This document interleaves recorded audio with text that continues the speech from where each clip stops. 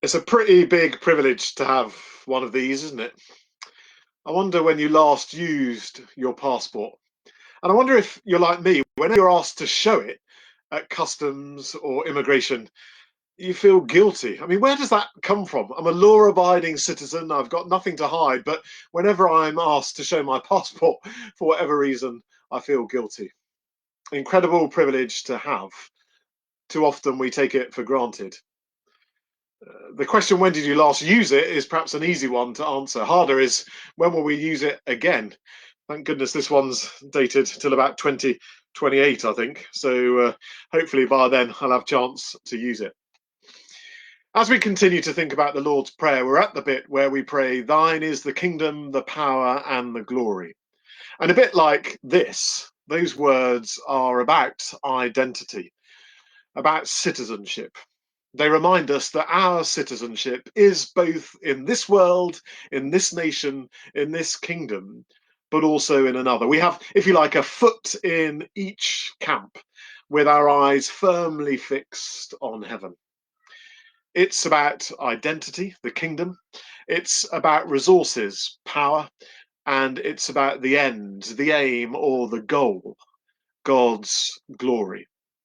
Those three words help to orientate us, to literally root us in where we are, in who we belong to, in whose we are, in what's made available to us, to help us remember at the end of the prayer what the means are to the end, as well as what the end is in itself. As we've prayed that we'll be led away from temptation and delivered from evil, we're reminded of what we can rely on, a kingdom that, unlike any other nation or empire in the world, will never fall apart, will never decline, but will remain steadfast. A power which will never exploit or oppress, but will always be defined by love. And a glory which will always be revealed not in possessions or in positions of power and influence, so much as about service, as about relationships. Kingdom, power, and glory, reminding us then of identity, of the resources that God makes available to us, and giving us a reason for existence, a vision for life in this world and in the next. Something that connects us to something bigger than just ourselves, something beyond our own fears and hurts, as well as our own longings and desires, our own hopes, connecting us with other people, and something which lasts. Those words, kingdom, power, and glory, followed by forever and ever. This is eternal stuff that we're connected with. This obviously has an expiry date.